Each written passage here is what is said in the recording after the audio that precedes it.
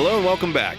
Before we get to part 2, Real Talk, please allow us to fulfill our capitalistic duty and plug our Patreon, the Contrarian Supplements. That's right. For a small fee, you too can help the Contrarians rage on. We have tiers ranging from just $1 to $10. It all depends on how much content you can handle. Starting at $1, it's the Travoltis tier, which gets you access to new bonus episodes focusing on a new movie every month, as well as access to the patron chat. Join other patrons in making fun of our opinions. Moving up to $3 is the Winonis tier, which unlocks access to our pre-recording notes, our video reviews, and our spin-off show, Contrarians After Hours. That's a more laid-back space where we talk about other things we've been watching, reading, playing, thinking about. Sometimes it's related to the movies being covered in the main feed, but it usually isn't. If you want to be part of those patrons who help us shape the show by telling us which movies to tackle, that's when you sign up for the $5 tier, the Embries, and the $10, the Gads. Finally, all supplement subscribers, regardless of the tier, get access to our archive of special patron projects. Head over to patreon.com/contrarianprime now to join. Be sure to listen through the end of the episode to find out what's coming up to the Contrarian Supplements this month. Now, it's time for some Real Talk.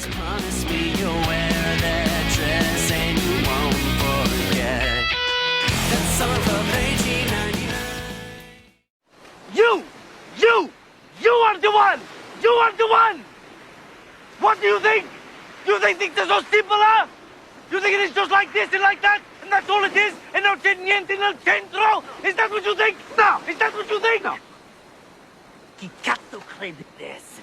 Tu stai nella cucina con la testa tra le nuvole, così! We were dying and I did something. For 2 years I have been doing it all! What do you do? Have done nothing! What do you do? I asked for your help! I need you to sacrifice, and what do? You give to me nothing! Nothing! Is that what you think? Yes. That I give to you nothing? Yes, that is what I think. And we're back, Julio. Dinner has been served. We have drank into the wee hours of the morning. We threw up, like Minnie Driver. You ever had this many courses in a meal? I don't think so. I think maybe there might have been like a wedding or two where it was a little decadent like this, but never to the point where, like, I can relate to the faces that the guests were making when the food kept coming. Yeah. There would be like some close up people going like, oh my God, like I think there's a shot of Minnie Driver kind of like fanning herself with her hands. I was like, yeah, that seems familiar, but it's been a while. It's certainly not this way. I think there's more of a spread that's all at once whenever I experience something like this, where there's like all the food's already there. Not the kind of thing where you sit down and they bring you one course, then they take that away, then bring another one and another one. That's I don't know that I've ever done that. Have you? The closest thing I can remember was besides like, you know, a family gathering where everyone brought a ton of food, like that type of shit. But like my buddy John's wedding a few years ago in Vegas, it was an Italian place we ate at, and it just seemed like the food was never ending. You know, it started with salad and bread and stuff, and then there was like pasta and then salmon and chicken, like chicken parmesan and stuff. And we were also probably out till 3 a.m. that night, so that's why it seems so relatable. You kept waiting for the jazz singer to show up. Yeah, exactly. Never quite like this, but it did. I was surprised it didn't make me more hungry. I guess I was eating a little bit while I was watching it, so soothed the appetite. I went through my usual shit in Contrarian's Corner. I don't know why. I guess I just had it in front of me, so I started reading it. But again, written and directed by Campbell Scott and Stanley Tucci. Premiered at Sundance, January 1996. Had a wide release in the United States, September of 1996. Budget of $4 million. Box office return of a little over 14. So did all right for itself. I think the Tucci had a co-writer, though, right? It's not Campbell Scott. Oh, I'm sorry. Yeah, I said I mistakenly attributed that to Campbell Scott in the first half also. It was Joseph Tropiano who he wrote this with. So I apologize. The real Italian. Mr. Tropiano. I fucked that up. But yeah, it looks like he had he's written 2 movies according to his IMDb. As something called Just Desserts was the other one. Oh, so he's into food. An American made-for-television romantic comedy. There you go. Lauren Holly was in it. The former Mrs. Jim Carrey. Yeah. Lauren Holly, Andrew Lauer. Wolfgang Puck shows up as himself, so it's got that going for it. But anyway, yeah, apparently it's the Tropiano fellow writes what he knows. What do we got here? Received some nominations. It won the Screenwriting Award at the Sundance Film Festival it premiered at. Had some Independent Spirit Award nominations, amongst others. Julio, pretty impressive rating on Rotten Tomatoes.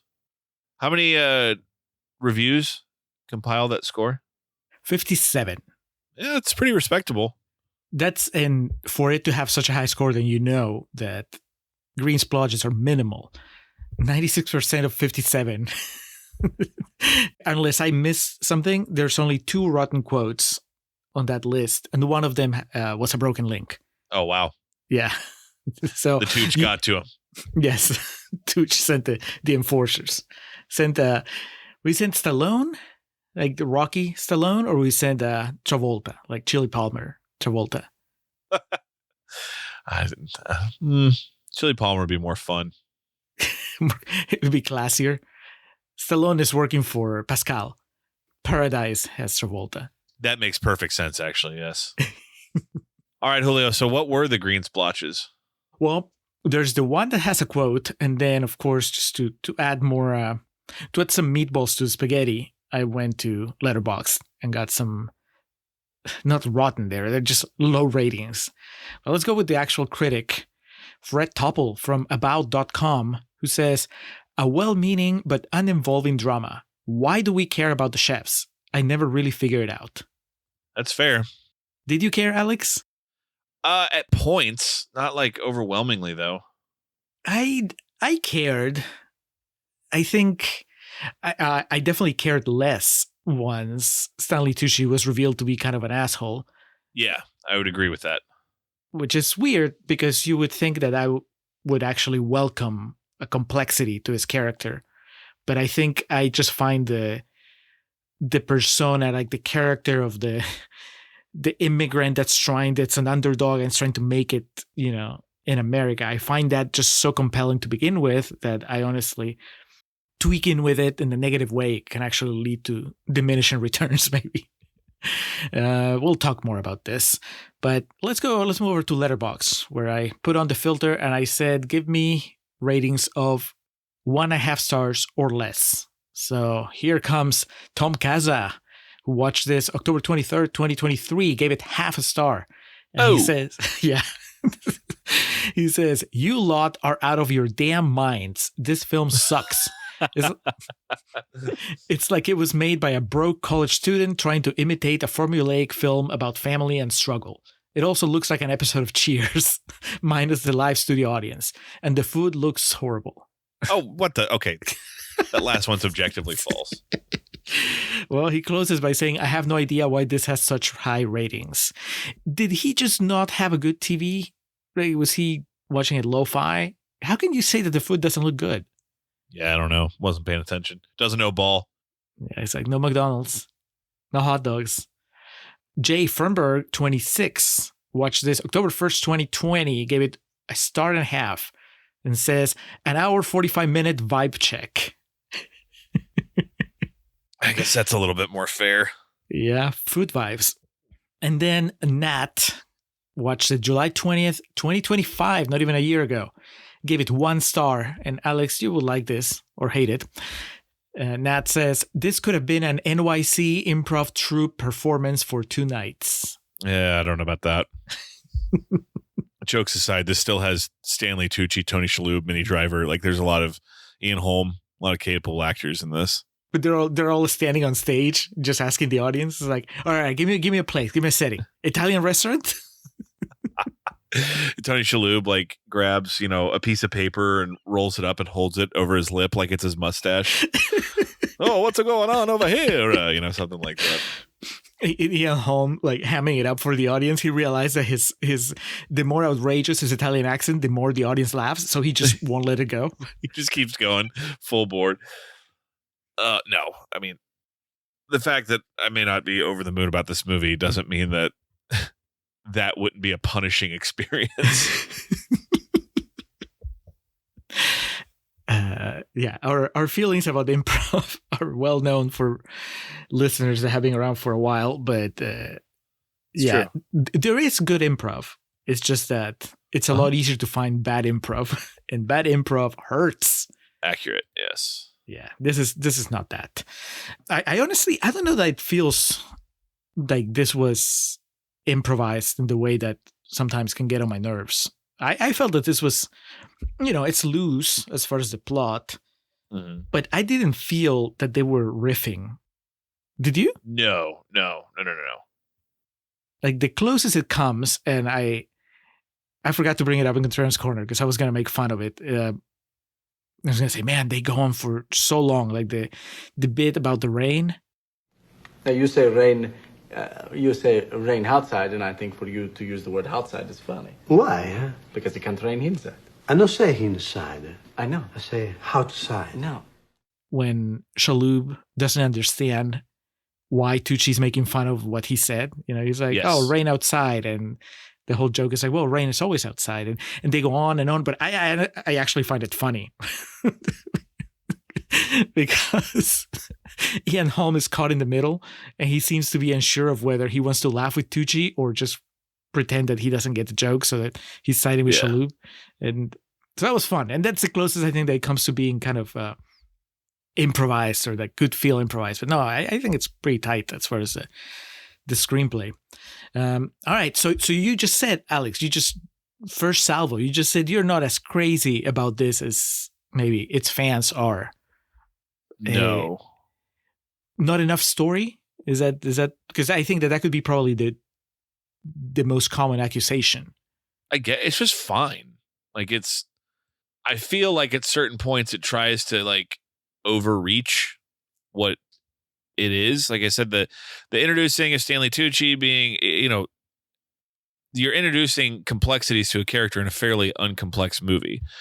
The idea of this movie is you should be rooting for Stanley Tucci and Tony Shalhoub to, again, this is like fucking Little Giants, whatever. It is Empire Records. Yeah. Oh no, these people might be put out of business, and they seem, although they have their quarrels, they seem likable. So this whole movie is you should be cheering for them, and then you make these things happen, and they're like, making business deals behind each other's backs, and even with all that, but then you try to add complexity to the Segundo character with the whole sleeping with, another woman, and taking like what could be just kind of funny, the hatred of Americanized food and, the simplified cuisine, and then kind of making it to a point of where you don't really like Tony Shalhoub. And there's like parts in this movie that are very funny. Like Tony Shalhoub is funny. And in this movie's an hour and a half long, where Tony Shalhoub is this up his own ass chef, but is very funny, like in his like affable nature and his misunderstandings and whatnot. And then Stanley Tucci's character, who gets constantly rattled and he's under a bunch of stress and he's going to freak out, but he finally pulls it all together at the end, and fucking Ian Holm gets, soot from an exhaust blown in his face. And that's how the movie ends. It's very, and, he ends up with Minnie Driver. He finally is able to like, marry her, and there's none of this Isabella Rossellini shit. And then Allison Janney and Tony Shalhoub end up together. Look, that is the movie that is promised in the first act of this. That is what is going to come of this movie. And then they just a swing and a miss is how you kind of verbalize the final scene of this, and that's kind of the entire movie for me. It's just like, oh, you had it, and then you just tried to like make it too complicated. Which is, there's an allegory in there somewhere for a lot of like food dishes that Yes, not everything has to be the timpano. Yeah, well, and that's a common, if you've watched as much Hell's Kitchen as I have, man, that's a common Gordon Ramsay thing of like, you had it, and then you just added fucking, capers, or you fucking, put too much paprika in it or something like that. And so my thesis would be that for what this movie probably should have been, they were on the right track and then veered off and tried to make their own path. That when it ended, I was just like, okay. Now, don't get me wrong, it's not bad. And like I said, there's some funny shit in this. When Tony Shalhoub and, fucking Tooch is explaining to him about how they need to like revitalize the menu or maybe open it up a bit more. Like Shalhoub looks so pissed, and then he sits down with them, and he's like, "Yes, I see it now. We can have." And he goes, "Como se dice? Hot dog, hot dog." It starts like yelling in such a condescending, like it's so beneath him kind of way. And I didn't even mention it, Contrarian's Corner, because there's no way to make fun of it because it's so funny. He goes to Allison Janney's flower shop, and she has like the refrigerator, or the enclosure that keeps him, hydrated and stuff. And he's just trying to like show her that he's interested in the flowers. And he's like, "Oh, these are beautiful." And he's like, "I need to get some. I can't figure out which ones." And he like walks into the enclosure. And if you've ever seen one of those at like, HEB or a grocery store or like a flower shop, they're not deep. And so he's like smushed up against the glass, like trying to like scooch his way through it. And it's like dead silent. And Allison Janney's just kind of looking. I'm like, what the fuck is this guy doing? That part, like I laughed out loud at that. And Tucci, I mean, not breaking news here. Stanley Tucci's a good actor. So anyway, Julio, I've kind of given my thoughts overall, and we can circle back to a few other plot points and pieces of this. But where are you at? You high on this? You down on it? You somewhere in the middle?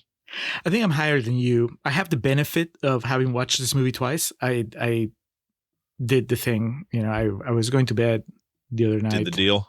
Yeah, and I was like, this is has a pretty high score. Seems to be beloved by the people that like it. So let's give it a go while I go to bed, and let's see what happens. And so I watched it, and both times I've been a little underwhelmed by the ending. I think the second time less so, and I'm still in the process of trying to figure out why. Because I think on paper it should work.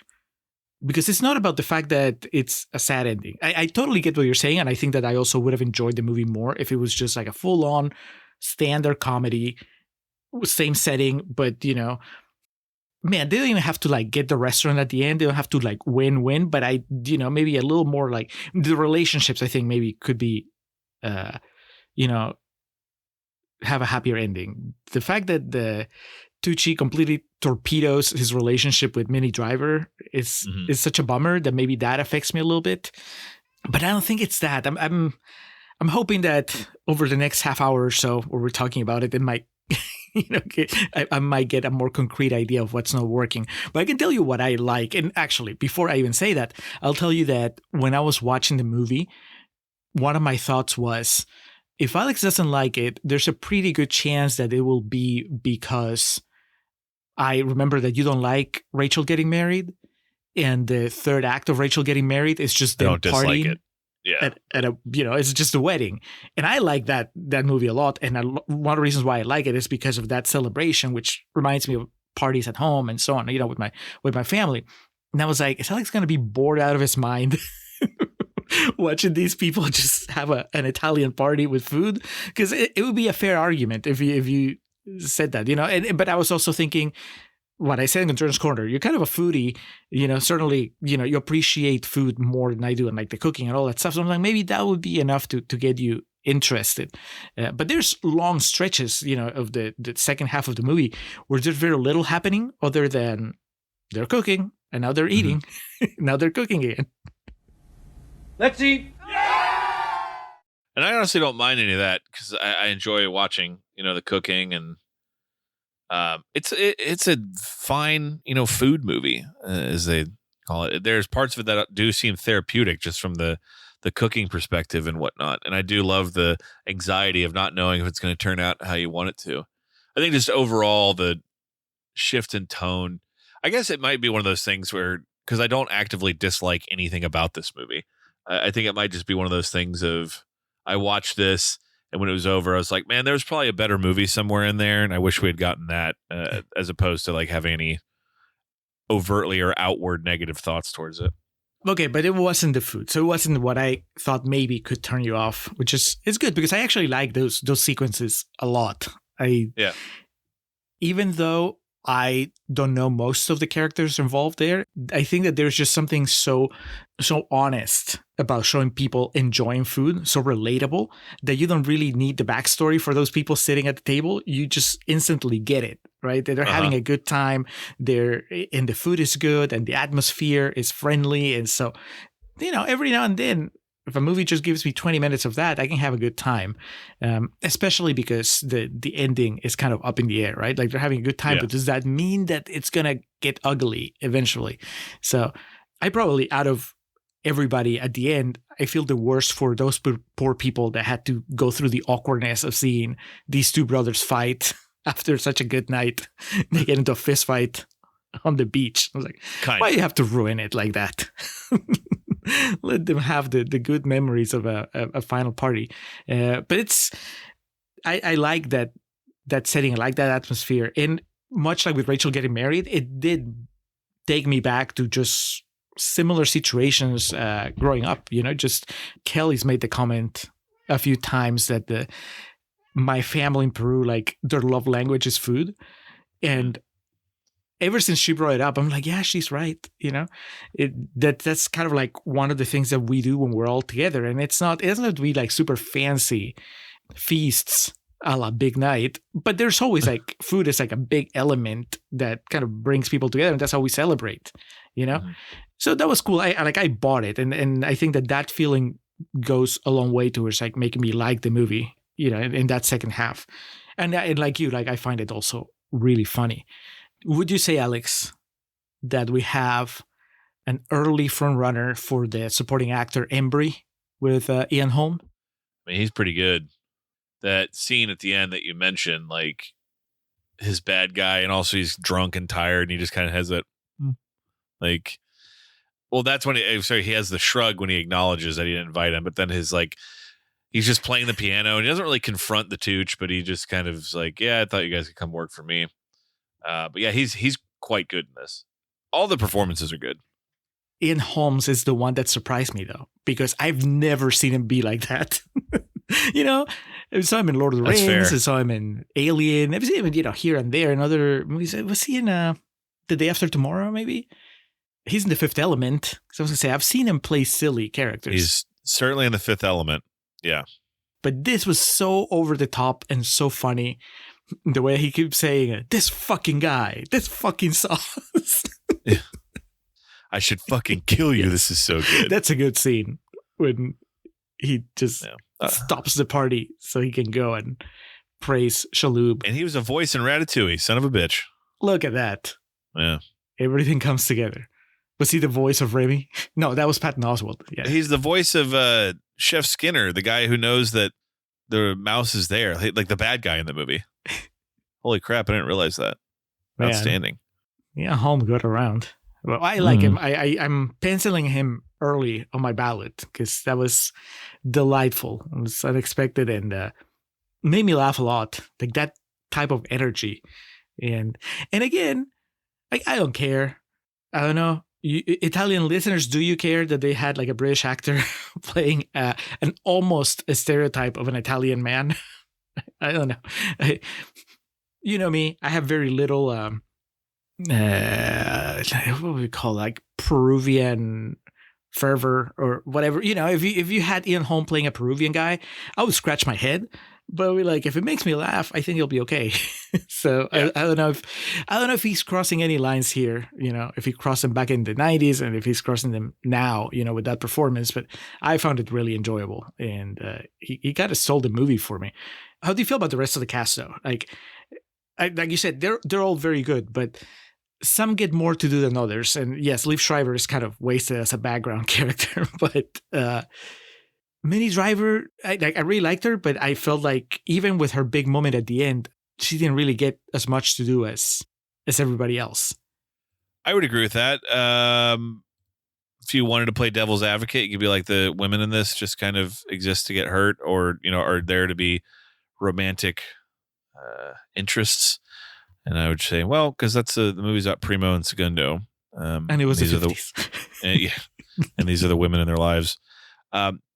Isabella Rossellini's really good in this for, what little she kind of has to do, which, shouldn't be surprising. Very good actress. Same thing with Allison Janney. Her just kind of, I guess, charm or energy is just infectious when she comes to the party and she's like, I like these paintings. You almost are there wanting to be like, oh, well, I'll show you. And, or yelling at Tony Shalhoub, like, dude, go show her. What are you doing?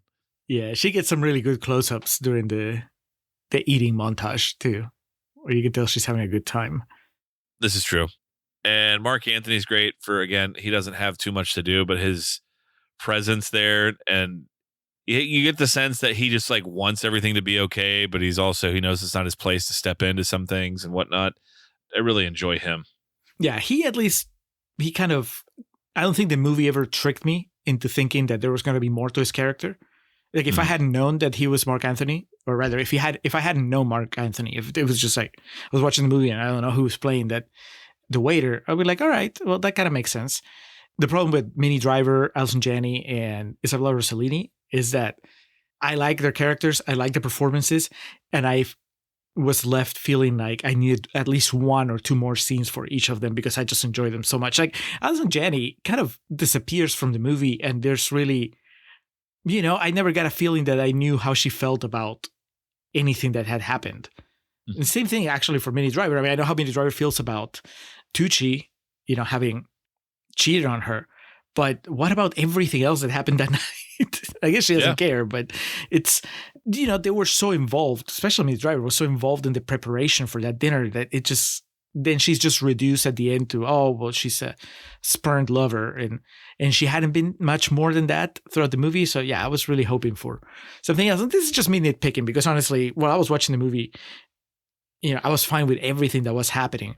It's just that, like I said, when it got to the end, I'm like, this was fun and it was funny and it was good and it made me feel good. But why is it that it's not quite blowing me away with that ending? Because I can enjoy a good sad ending. I was like, man, they lost everything. Are you hungry? I do it. I really like the execution of the scene. It just goes back to my original point of like, I didn't think that was the way to end the movie, but I did enjoy it. Like how the shot, like to get technical, just the way it was framed, that kind of down angle. And I was joking about his egg technique. He was just trying to get food done quick. Right. And he's had a long night, Alex. Oh, yeah. And I respect that. And man, the bread they were eating looked really good. And I like that with family because that's sometimes how it really actually goes is that, some things are just kind of never talked about again. You just move past it. It just seemed a bit disjointed from the rest of the movie. And I think I would see someone arguing like the movie's so loud and then like the healing comes in silence or something like that, which is fine. And I like that scene. It just, the ending didn't work for me. So what do you think happens? I don't know. You could have accomplished something too with the tone of the movie, how it is kind of dour in some aspects. You could have accomplished like he goes to Rome and Stanley Tucci stays there, but they still have a moment like that where they make up, or at least let each other know they love one another without having to say it. Like cut to like 5 months later or something, and the Tucci is visiting the restaurant in Rome, or just when Shaloub's leaving to go to Rome at the airport. You can keep or just at the restaurant, like he comes to say goodbye or something. Keep it domestic. Alison Janney's driving him to the airport. She's waiting outside. She's got the bonnet on and shit. Yeah, I don't know, but I don't know either. What do you think happens? I think that's a problem. Maybe that's the main reason why the ending doesn't quite work for me. And again, it's not that I have generally a problem with open endings, but maybe there's a difference between an open ending that leaves you with possibilities that you can easily grasp, and this ending that I don't know where they go from here that would feed my imagination. Mm-hmm. Of course, I can't think of an open ending that I really like, and I'm not going to talk about Inception because I feel like that's too tropey to go to Inception. But there are movies where you're like, all right, so there's a lot of stuff that's answered, but now I can just spend time on my own and with my friends talking about the possibilities. And that's not the case with this movie. This movie, yes, we can talk about, oh man, since the Tucci is not going, he's not going, does that mean the Shaloub is not going? And if that's the case, then what the fuck are they going to do? Or they're broke. Like, are they going to go work with Pascal? They're not, right? Because Tucci just said that they're not doing that. So what happens next? Or has Tucci decided after that conversation with Pascal where he expresses how much he admires his brother, does that make him realize that, oh, well, you know what? Fuck my pride. I'm just going to go to Rome with him because that's good for him. Yeah. I think that maybe I just needed the movie to like show me, like, hold my hand a little bit longer and show me which way they're going so that I can maybe enjoy the speculation a little more after the credits roll, because I see them eating and I get that this means that they've forgiven each other. They're still brothers, but I don't know what else is happening. And for some reason that bothers me in this instance. That I don't know what happened next. What happens with Allison Janney? Did she have a good time? Was she scared off after seeing this? Where did Tony Shalhoub go? I can see you, like, the movie's like, it's like, and everyone lived happily ever after, and you're just yelling at the screen, how? Where? Yes. What happens to Mark Anthony? Is she going to go work at Pascal? That's what he should have said on his way out. Just like, I got to see if I can get a job now. And then you just hear him like walk out the door, Pascal! It's possible. I guess I'll have to think about it a little more. I would not, my issues with the ending, whatever they are, they don't take away from the fact that I think it's a good movie, though. There are some highs that are really high.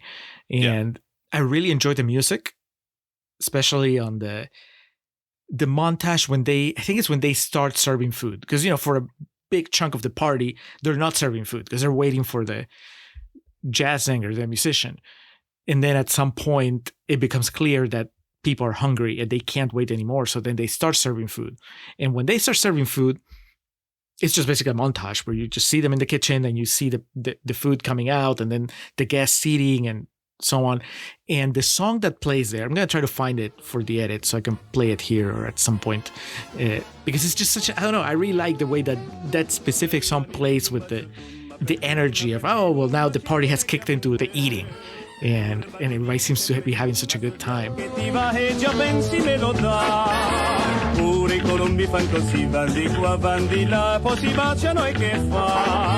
It's good stuff. Like, I think the music overall it's fun. It really set the tone. But in that specific sequence, I thought it was chef's kiss, pun intended. So that was that the highlight of the movie or the peak of the movie for you? I think so. I think that moment where everything comes together. We've been waiting for this dinner to get started for like, I don't know, over an hour, I think, at that point. And the brothers are working, in synchrony. They seem to finally be on the same place as far as like how important this thing is. And everybody's having a good time. And there's still the possibility that the dude may show up. Like, now that we're in real talk, Alex, what was your experience with that? Were you like as cynical as you were saying in Contreras Corner, where you're like from the beginning, you're like, he's not going to show up? I didn't know if it wasn't going to show up. I was just like, well, that's really convenient or, too good to be true. And then like, I thought for a minute it really was just he didn't make it, that's too bad. But then like getting the backstory of he did it just to fuck him, I was like, man, that's really mean. Yeah, fuck him. Don't work for him. Would you like the movie better if that wasn't the case, if the Ian Holm character was just actually a good friend that couldn't help them? Yeah, it would. I don't know. Maybe it would have had a little bit more of a. It's not a happy ending either way, but I guess I just didn't understand. He wasn't trying to like ruin them. It's not like he hated them. He just wanted them to work for him. Right, and I guess he figured the only way that they would work for him is if they were ruined. Which, yeah, he did. So why would he think that would work? So, yeah, never mind. Yeah, I don't like it. Yeah, I guess he has to be a villain, because if he wasn't revealed as a villain, we need a bad guy. Well, yeah, but also we need to give him a reason not to work for him at the end. That's true also. Yeah, good point. Because otherwise it's a happy ending. It's like, oh, yeah, it's okay. We lost everything, but you know what? Pascal is still a good option. Good call. The Tucci. He thought of everything. He did. He's got a good head of hair in this movie, too. They look weird. Kelly thought she walked by while I was watching the movie, and she was like, she wasn't wearing her glasses. So she goes, "Is that the bad guy from all those movies?" And I was like, but I did, the shot had changed. I was like, "No, that's Tony Shalhoub." And she goes, "No, I know that. I know that's Monk." I was like, "Holy shit, Kelly knows Monk." But then she's like, "No, the other guy." And of course, the next 5 minutes or so, like, Tucci was not on screen. So she was just kind of like waiting. And then while she was doing that, she was looking on her phone, and she showed me, she got on Google and searched, who is the British actor that mostly plays bad guys? And I guess that looks like Stanley Tucci. Can you guess what the answer was? Because Google got it right. British guy. Alan Cumming. Come on. Mark Strong. Oh, man. I forget he's British. That's how many like mob bosses he's played and shit. That's a good one. That's a good one. Yeah, she showed me the picture and I was like, "Oh, Mark Strong." Yeah, no, that's Stanley Tucci. But he has hair in this one. I guess this is like the youngest I've seen him. Because in my mind, Tucci is leaner, bald, and I guess he's always manic. He always has like a lot of energy, but this was, I guess I just don't have a good grasp on like the timelines in these people's careers and lives, because he looks so much younger here but mid-90s, it's not like he was a kid. He just looks younger. Same thing with like, I was serious about Minnie Driver. She looks so much younger here than she does in Good Will Hunting. It's true. It genuinely is. Like, it's kind of surprising. She would have been 25 making this movie. So there you go. And where was the Tooch? Yeah, he was 35 making this movie. Living the dream. So is this, I did look it up. This is still pretty early in his career. So I wonder if this is just one of those things where he started getting more roles because of this movie. Yeah, he was around forever. What was like his breakthrough? It's not this, but I know The Devil Wears Prada is kind of like a big one that made it mainstream. But, The Terminal was before that. Yeah, he's a real son of a bitch, that movie. Coming soon. Same thing for like Shalhoub. I mean, he was already Monk when this happened, right? No, Monk is early 2000s. Oh, okay. So then this would be kind of maybe the wrong way to get him bigger. I mean, he was on, was it Wings? And yes, that's right. Yeah, he was a steady actor up until this point. Him and Thomas Hayden Church collecting those Wings residuals to this day. North Texas, baby. Represent. Thomas Hayden Church. Not. I mean, I would love if Tony Shalhoub went to the University of North Texas, but don't believe that's how it happened. Let's see exactly where he would have been. It was the only movie he made. Yeah, he had done a few things. He was in Barton Fink. There you go. Oh, it has to be a small part in Barton. No. He's the movie producer, I think, Barton Fink. Yeah. So he had done some stuff. IQ. Remember that movie? No. I remember John Q. IQ is a romantic comedy with Meg Ryan and Tim Robbins. And I think Walter Matthau plays like fucking Albert Einstein in that movie. I've seen the poster. I know what you're talking about. Immediately he plays like Tony Shalhoub was in that. But yeah, he's more in television than made this. And my man's been working ever since. He's got credits up until last year. Was he in Oppenheimer? Probably. Uncredited. He did uncredited rewrites. I didn't realize he was a voice in Cars. Man, talk about printing money. Oh yeah, he's Luigi, right? Mm-hmm. Yeah, I just learned that, but he's all set. I was thinking, going back to Minnie Driver, that was one of the questions I had. Do you think that they met at the bank? Tucci, that's the bank that financed the restaurant, obviously, and she's working as a teller there. That's how we see her the first time. I was kind of lost. She's like, I work at a bank, and he was like, what? And I was like, dude, there's like we see her at the bank that you walk into. You walk past her. Yeah. So that's why, did they start dating because he was going to the bank and then he asked her out? Or did he choose that bank because he was dating her and she works at that bank? And so she's like, oh, you should go to my bank and get a loan. Or he tricked her into thinking he was like staking her out and then being like, wait, you work at the bank? This is news to me. Yeah. I've only been going to that Wells Fargo branch for the past 6 months for no reason. That scene is pretty brutal.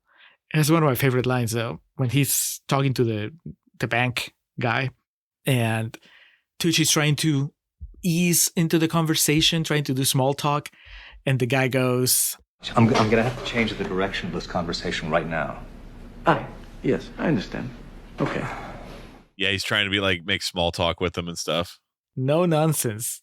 This whole business. And yeah, it's pretty sad, but you were right that this could fit on the Firth lineup just because there is a lot of, obviously, they're immigrants, and there's a lot of references about them leaving their home country for the American dream. I really like when Tucci's talking to Ian Holm, and he says something about how, like, yeah, well, you work your ass off back home in Italy, and that's all you do. But you come to America and you work your ass off, and that means that you're climbing, like you're making progress.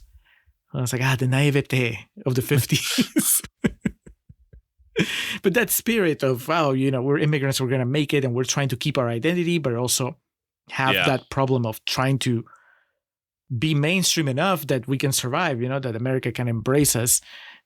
All that stuff is like really good. And this is not one of those movies where racism is a problem, or that there's discrimination. But there is still a problem of integrating yourself with the culture and the country. Mm-hmm. Trying to make a new life for yourself, Yeah, start again. I mean, I totally get why Tucci would be resistant to going back, because that just feels like, well, what was the point of it? Why did I come all the way over here? Be starting over again. Yeah, and there's that.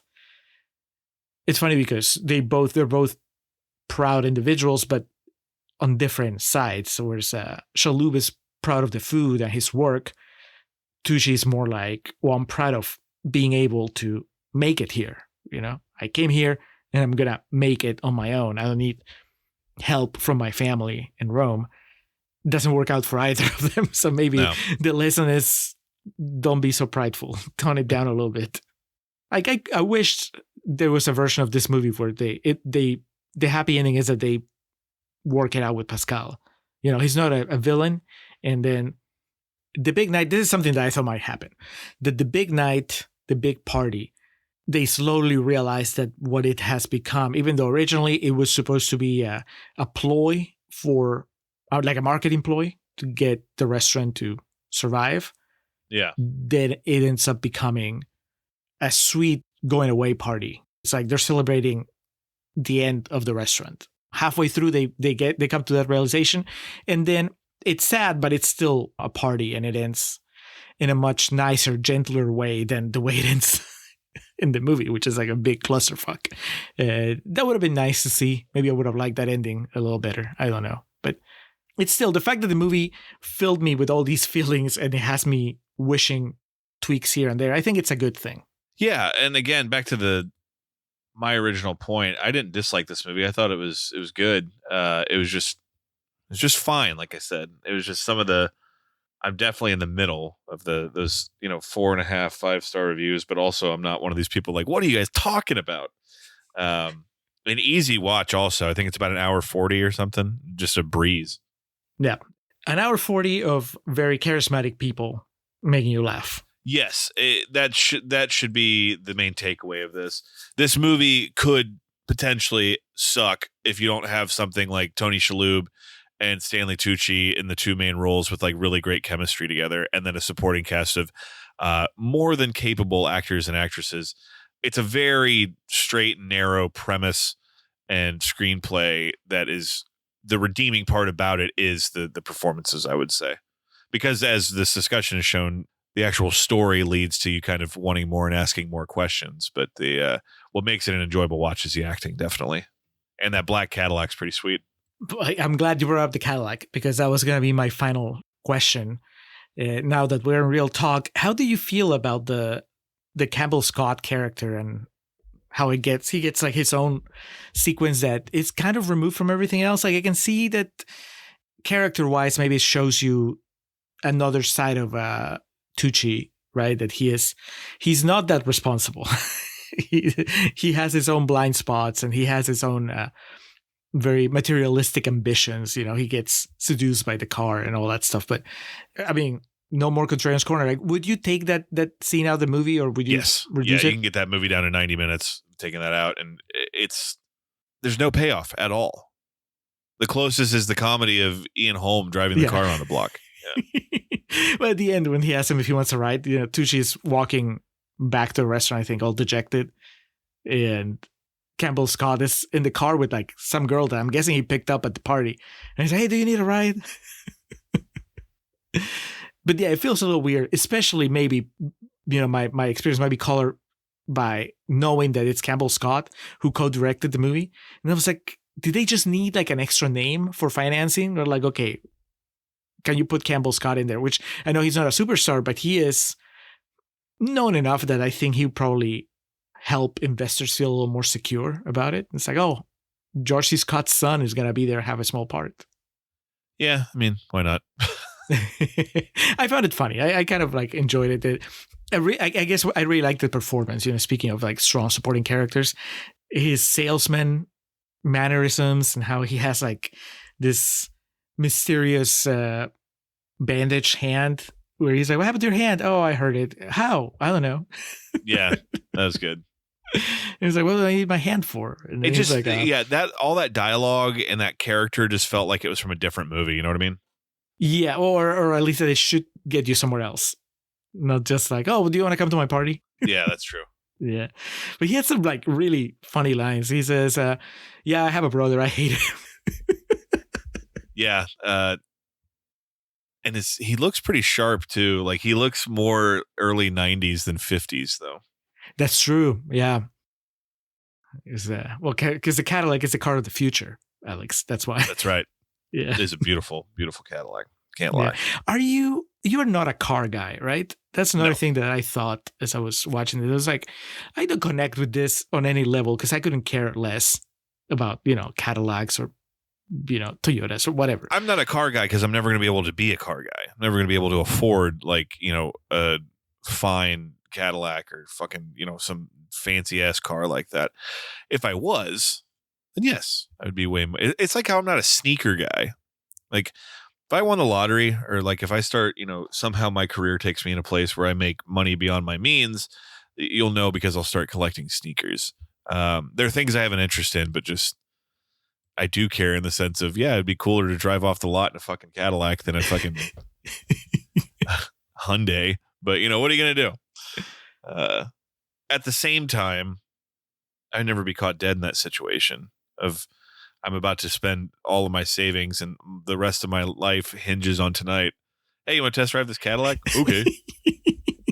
Pretend to be rich. That's when Homer test drives it's like a Rolls Royce or something. He's got like a monocle. What advantages does this have over, say, a train, which I can also afford? I don't even like driving, so yeah, I would never be a car guy. Fair point. Yeah. I think it's funny, though, that it would be sneakers before laser discs, but I guess why not both? Well, I could, yeah. I don't worry, I'd figure it out. Yeah. Power steering, power brakes. Power. Brother like cars, Segundo? No, my brother, he does not even drive. Well, some people prefer to walk. I think it's time for us to give scores, Alex, and I'm still unsure about mine. I keep going back and forth. How about you? C+, 3 stars, enthusiastic in that sense. There's just some things in here that I was just like, okay. I don't know if I'm ever going to own it, but it's a movie I'd be interested to talk to other people about. And like I said, it's a movie I'd recommend if no one's ever seen it before, because Tony Shalhoub is genuinely funny in this. And there's more good than, I'm doing air quotes here, bad. Just the things I didn't enjoy are far outweighed by the good. So C+ for me, Julio. What about yourself? Yeah, I'm a little higher. I'm at least 3.5 stars. I keep going back and forth because I want to give it 4 because the things that I like a lot. And I think that the at-home performance is that alone, I think, makes it worth it. I think if I told anybody to watch the movie, it would be so they could watch British Sir Ian Holm, Bilbo Baggins himself, just hamming it up as an Italian restaurateur. I think that's already a high point. And I really like the characters. I like the conflicts. It's just that ending that kind of left me a little at a loss. So 3.5 with the potential to go up to 4 after I think about it for the next 7 days or so before I log it. Yeah. Still on the positive. The big night, you could say, maybe not a big success, but a moderate success with the Contrarians, at least on this instance. Thank you, Paul. Of course. Do you know what's coming up next, Alex? I don't, but I'm looking forward to you telling me, Julio. All right, coming up next is our Ryan pick. So is it going to be weird? Is it going to be obscure? Maybe both. It's the movie Silent Running, which I think it's sci-fi, which, would be on brand for Ryan. Okay, yeah, I did know this because I was looking it up before. Yeah, it's a sci-fi movie from the early 70s. Yeah, 1972, 71%, as we mentioned in previous episodes. Our run-up to the summer event is all fresh movies. So until we get to the last movie of April. So 71% fresh, Silent Running. Check it out. It is available to stream. I checked. But Ryan picks, sometimes you have to make sure. Yeah. Sometimes it'll be like some obscure movie from somewhere in Africa that's only available on Betamax. You gotta watch the director with the director's commentary. Yes, yeah. So watch that. As far as the Patreon channel, today, Alex, as we record, your QVR for The Closet went up. Oh boy. Yeah, that's there. You can watch Alex discuss this Korean horror movie that I'm glad he got to review. It wasn't aimed at me, that QVR. There's also our discussion about The Smashing Machine and One Battle After Another. Extremely relevant as we careen towards the Oscars. And then, of course, we also have QVRs from me about K-pop Demon Hunters and The Stuff. My God. Yogurt horror movie. So watch that. There's a lot more stuff on the Patreon channel. You just go in there, scroll down our posts, or use the search feature to search for something specific. Either way, patreon.com/ContrarianPrime. Go check it out, join, have fun. And that's it, Alex. I think it's time to get out of here. All right, man. Let's get out of here. Thanks for listening. Take care, y'all.